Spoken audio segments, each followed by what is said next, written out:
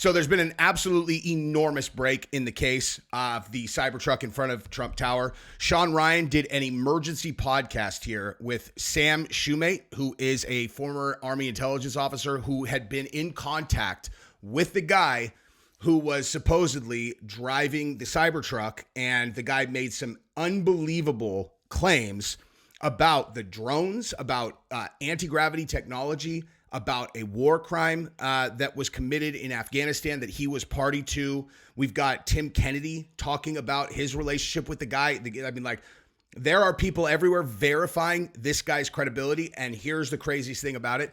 I'm going to start with the conclusion. I'm going to start with what really happened here. And then we're going to go back and we're going to start to talk about the why. Because as a matter of fact, I'm going to let Sam Shoemate tell you what the conclusion is, because this dude is almost certainly still alive.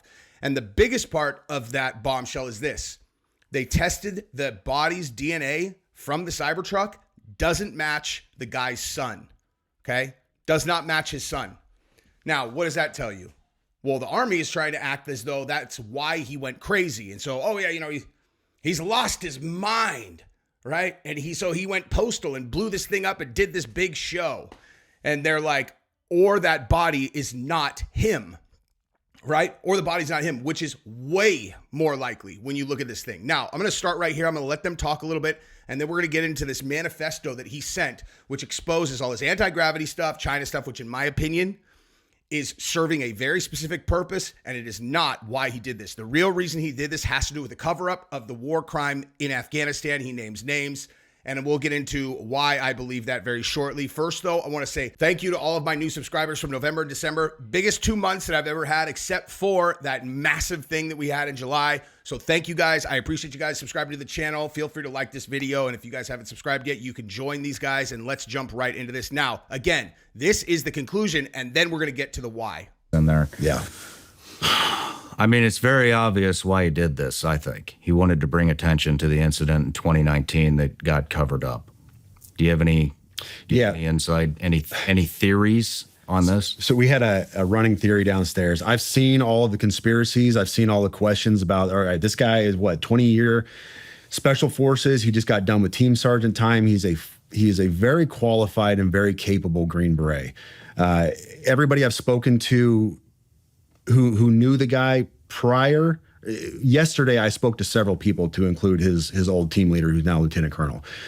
Said he was fine, nothing out of place. His mental state was not something that anybody was concerned about. His ex-girlfriend posted photos of him bragging about how he got a Tesla and all this other stuff. So stick with me here. Very capable guy, but he loads the Tesla up. A Tesla, which Elon Musk brags about being bulletproof, right? So this is one of his selling points. It's bulletproof. We even saw Joe Rogan shoot an arrow at it and wasn't able to puncture this thing. So he loads up a Tesla knowing that it's going to, not explode like he wants it to with fireworks and a bunch of other junk when he can make a car bomb that's going to level this place. Here's what I think. So the PAO, the Army PAO, is saying that the body inside the cab did not match the DNA of his child. All right. We also know that there was no, they said he was shot by a Desert Eagle. We know that there was no signature when it rolled up. So nobody shot themselves when it rolled up to it. You would have seen a large signature. Mr. Guns and Gear, he's on X. He goes into this a lot in depth. He's a firearms expert and he talks about this, and there's no signature. So this is what happens. You get a Tesla because you know it can drive itself up to the hotel, the Trump Tower. You put a body in it, roll it up. It's already burned up, or it's already shot, excuse me. You don't want to kill anybody because that's not the message you're trying to send. You're not trying to level the tower or kill a bunch of people. So you load it up with fireworks and a bunch of junk to send a message. And we know that his signal number or his signal safety number changed. That can't be done unless you're inside that signal account. And a lot of people conjecture, was the FBI inside his signal account, whatever else. But what if he accidentally changed his safety number, goofed up there? He rolled a body up in a Tesla specifically because a Tesla can drive itself up to the tower, and did what he did to send a message to expose his stuff. And he's still alive out there somewhere. Or he didn't actually make a mistake with his signal at all. He very intentionally did that so people knew that it wasn't him in the car. Here's the other thing. This guy, as we're going to get into when we get to his manifesto, exactly what he sent to these guys, because I'm reading this exactly like he is. And there's also some other stuff that I want to say about what he wrote and what his actual intention was. Because I think this China and the drone thing is not it at all. I think this guy is brilliant. I think he did that to get the attention of the world, because he knows the eyeballs are going to get on this massive war crime that he was party to in Afghanistan, where many, many women and children were killed. And I would imagine he's living with a tremendous amount of guilt. He's got a kid. They matched this guy's corpse against his kid. He has a son, at least one. So every day when he comes home, he's looking at them and he's thinking about these dozens of women and children that he was responsible for killing because of these, because of the higher ups, and they covered it up. Right? Anyway, so here's the thing. So if he didn't shoot himself, which he didn't, right in front of, the Trump Tower, because you would have heard it, especially Desert Eagle. So it does self-drive. The body doesn't match his DNA, or body doesn't match the son's DNA, and then he changes his signal afterwards. You're talking about an incredibly intricate plan, and changing the signal might be on purpose, to let these guys know that he is still alive, because he's going to know. They're going to test the DNA of the body, right? He knows that. He's trying to get press. This is a genius way for him to get attention on what he said to these guys, because he sent it to both Shawn Ryan and Sam Shoemate, right? And so at the end of the day, he has to do something big. In order to get the attention. Now, let's go back and let's talk about what he said in the manifesto, okay? And then this is going to start to tie a bunch of stuff together. And he reaches out immediately, and I'm going to read this initial message for you, because doesn't have names or anything else on it, but this was his message on Sunday. He reached out and said, like I said, this last Sunday, he said, sending with a VPN active on Wi-Fi only. Do not message me. I will send out updates via both Signal and email, but trust me, you're going to want to be involved. Well, first of all, no, I didn't want to be involved. Anyways. And then, so I didn't message. I responded back to his original Instagram message. And I said, hey, I got your message on Proton Mail. And he said, cool, delete this. So I deleted it. That's how I ended up getting this message on Tuesday. So the message that this right here, this manifesto, if you want to call it that, came in on Tuesday. And when I started reading this, my initial take was, okay, this is off the deep end. It's bonkers. I can't validate or verify any of the stuff in this manifesto. Mm-hmm. And I told him that in a subsequent email. And I'll read that to you later, my response to him. And once again, my response to him elicited, hey, get me in contact with Shawn Ryan, Fox News, and he even said Pete Hegseth. Get me in contact with Hegseth. And I'm like, dude, I don't have the incoming Secretary of Defense's phone number. Sorry, bro. That's the last time I talked to him. So yesterday morning. What date was that? That was Tuesday. That was this Tuesday. So we're Friday now. That was 3 days ago. So the day before. 30th? The day before this happened. Yeah, the day before the attack. I dismissed this stuff out of hand. The 31st. It was on the 31st. Yes. In fact, I posted something on my... I told your producer about this as well. But this was a post I made on Twitter. I was just trying to be humorous, off the cuff. I didn't mean anything about it. I was just being humorous for my audience. I said, my inbox was especially eventful today. Allegations of war crimes, government anti-gravity technology, and fears about being tracked and watched by the feds. It's always, the world is ending and I have this information that needs to get to the media, and never, how you doing, brother? Everything all right? I was just playing off of a meme. Mm-hmm. It was just supposed to be a joke. That was the body of his email that he sent me. And I didn't think anything about it. I didn't know who Matt Berg was, Matt Livelsberg, or anything else. He told me who he was in the email. He pointed me to his LinkedIn account. I didn't know any of this stuff. And I was just kind of being humorous with my audience. Like, I get these crazy messages sometime. And then the day after that message, I wake up and my buddy was like, hey, Sam, nobody in the community seems to know this guy. Do you happen to know who he is? And I played that for you before we came up here. So that's the source of the message that he got on Proton Mail. He reaches out to him through social media. He gets him to give him his Proton Mail so that they have secure, encrypted communication. And then he asked him to delete the message. Okay. Now that is literally the day before he's leaving. And I will tell you also, he had reached out to Shawn Ryan and said he needs to talk to him before the 31st because he's leaving. And everything he says is that he's leaving by the new year. Okay.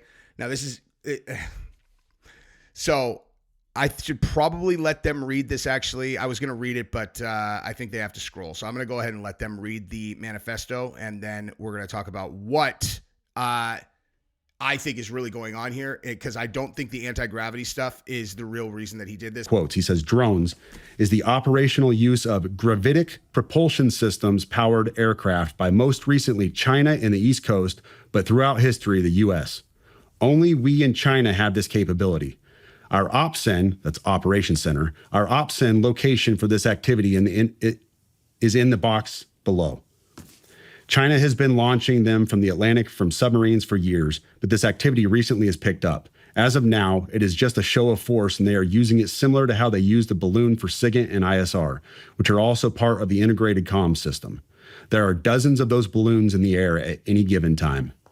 The so what is because of the speed and stealth of these unmanned aircraft. They are the most dangerous threat to national security that has ever existed. They basically have an unlimited payload capacity and can park it over the White House if they wanted. It's checkmate.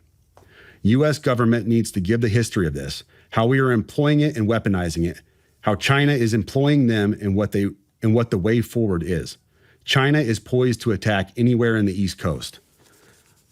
I've been followed for over a week now from likely Homeland or FBI, and they are looking to move on me and are unlikely going to let me cross into Mexico, but won't because they know I am armed and I have a massive VBID. VBID is a vehicle-based improvised explosive device. So he literally is saying, I have a bomb in the car, which means premeditation. So what is he saying right there? Okay, now obviously we'll keep going because he's going to talk about the war crime. But what did he actually say right there? He said, I'm leaving, right? I'm going to Mexico. There are people following me, but I'm armed and have a massive vehicle-based improvised explosive device. Okay? He didn't say I'm going to knock myself off. He said, I'm leaving. And the fact that there is another person's dead body in the car when the Cybertruck gets there with his military ID and his passport does not mean that's him in the car. Let's continue. I've been trying to maintain a very visible profile and have kept my phone, and they are definitely digitally tracking me. Here's where he gets into the other stuff. And this is where we had to redact the names. Well, your producer redacted the names.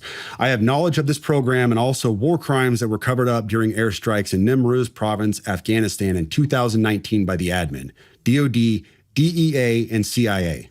I conducted targeting for these strikes of over 125 buildings. 65 were struck because of civcas, that's civilian casualties, that killed hundreds of civilians in a single day. U.S. FORA continued strikes after spotting civilians on initial ISR. It was supposed to take 6 minutes and scramble all aircraft in CENTCOM. The UN basically called these war crimes, but the administration made them disappear. I was part of that cover-up with U.S. FORA, an agent, redacted, of the DEA. So I don't know if my abduction attempt is related to either. I worked with, redacted, IO staff on this as well as the response to Bala Murghab. Redacted commander at the time, redacted, can validate this. You need to elevate this to the media so we avoid a world war because this is a mutually assured destruction situation. Then he says, for vetting, my LinkedIn is Matt Berg or Matthew Livelsberger, an active duty 18 Zulu out of 110, that's 1st Battalion 10th Special Forces Group. My profile is public. I have an active TSSCI with UAP, USAP access. Okay. So that's it. Now here's the other part of this story. Okay. So Shawn Ryan had Tim Kennedy reach out to him, and Tim Kennedy sent pictures of him in a shooting competition with this guy. And he's like, this guy's buttoned up and he was headed for better things. Like, this doesn't add up. And Shawn Ryan, basically at the end of the day, this guy has now been checked out and everyone's like, this guy is legit, right? Now, this thing about the UAP and the USAP access, maybe I'm underthinking this, but mutually assured destruction, when we both have the same technology, I mean, we've all had mutually assured destruction forever, right? Like, we have ICBMs that can hit people from everywhere.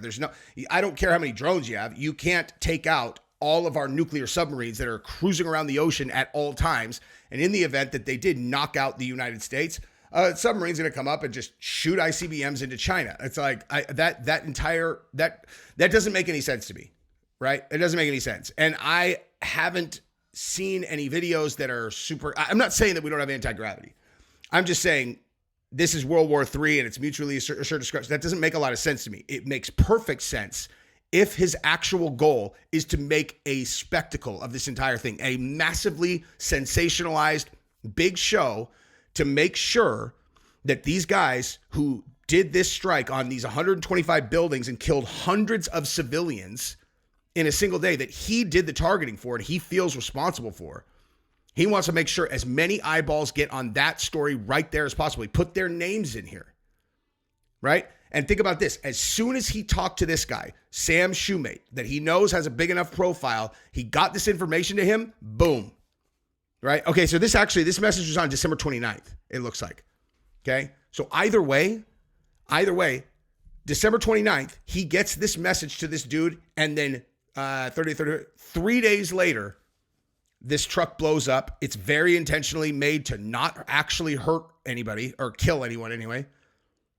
Fireworks, right? Now, we all knew that this had to be it has to be some kind of operation. But now, thinking back to what I said yesterday and verified also by Sam Shoemate, that everybody with a brain is going, okay, well, you know what a Tesla truck also does that has nothing to do with Elon Musk? Is it drives itself, right? That's exactly what we were saying. It's like, so it drives itself up. This guy gets the opportunity to both kind of fake his death, but then maybe not, maybe not so much, because he's telling you right here that he's not. And listen, if it's the intelligence agencies who are after him, they're not going to make some big spectacle about whacking him out and then blow up a bomb, blow up a bomb in front of Trump Tower. Like, this is intentional to bring attention. And right there, you see why. Now, by the way, this they said verbally redacted when they said I worked with General Miller's IO staff on this as well, but they didn't actually cross it off. So like these other names up on the screen that are crossed off, they said redacted. But with General Miller's IO, they said redacted, but then did not cover his name up. And this is who he's talking about. General Austin S. Miller, I am almost certain, because if you look at his battles in Warsaw, look, he was the Joint Special Operations Command and in Resolute Support Missions, U.S. Forces in Afghanistan, war in Afghanistan. And then if you look here at the years that he was there, it lines up. The years are he was in command over there from 2018 to 2021 or something like that. Here we go. It says, is a retired four-star general in the United States Army, former Delta Force commander who served as the final commander of NATO's Resolute Support Mission and the United States Forces Afghanistan from September 2nd, 2018 to July 12th, 2021. Now, the other thing, though, just for the record, is Shawn Ryan, he said his name later on in the podcast. I was actually I wasn't going to put his name in because I thought they had made a mistake, like when they didn't cross it out. But then later, Shawn Miller actually does, Shawn Ryan says his name later. So I'm like, okay, so it's not me putting it out. Like if they just made a mistake and I caught it on the screen, I would have been, I wrote an email to someone. I was like, I don't think I'm going to put it out, man. Like, I'm not trying to have these guys come on me, but Shawn Ryan put it out. So it is what it is. So that is, basically what we have on this story right now. And, at the end of the day, dude, like I think this is a pretty solid theory that we're putting together here. Imagine the guilt that you would feel if you had been responsible for or integral to knocking off hundreds of civilians, okay? Now, I bring this story up only to kind of put you in the mind space that this dude probably was in. So I went on an obsessive research, I don't even know what to call it, like a mission in around 2005, 2006. And I learned everything about nuclear weapons and the delivery systems, the size of the yields, what they would look like. I was doing blast radius maps all over the place. Like, I know so much about nuclear weapons. It's crazy. The history of all of it. Okay. The reason is because I got so terrified of it, and everywhere I would go, literally, I had this paralyzing fear of it, because I just look with all the stuff that I was learning. I'm like, it is inevitable that with all of these different weapons, all the different ways it can be delivered, all the the missing suitcase nukes, all of this stuff, like someone is going to get hit with one of these, and once one place gets hit, the likelihood that this does not turn into a domino effect is like, I felt like my likelihood of dying in a nuclear explosion was 50-50 in my lifetime. So I was terrified. And everywhere that I would go, I would just visualize blast radius. I'd be driving to softball. I have this vivid memory of driving to softball practice and looking at how far I had gone from my home. And I'm like, I've been in the car for like 20 minutes in traffic. I've only gone 7 miles. I am in the dead center of blast radius from this test that I know about. And I think that was a 1.2 megaton test. Like, I'm dead. I'm still right now in a fireball. And I've been in the car for 20 minutes from my house. Like, this is going to be inescapable. If you had been a person who had been responsible for something like that, you would be walking around the world looking at civilians going to the mall, going to whatever. And you just think about what would it be like if a bunch of missiles started coming down, airstrikes, and just killed all of these people who are just minding their own business, just chilling, civilians just living their life. And then boom, their kids, women blown apart. And just try to imagine the guilt that you would feel if you could really wrap your brain around that. People who did nothing wrong. We're not talking about, like, he's a Green Beret, right? Special operators kill evil guys. Operators are there to kill bad guys. They're not there to kill children. They're not there to kill women. Okay? So, like, just because it's like, the anti-gravity thing, I mean, that's obviously the bigger deal. Not to him. Maybe not to him, because none of that makes any sense. I've got to get this information out about the drones. Or he's a genius, and it's another part of a big show to get that story out, because guess what? Everybody knows about it now. Everybody knows about it now. So that's what I got for today. Subscribe to the channel, ring the bell. I love you guys. Bye-bye.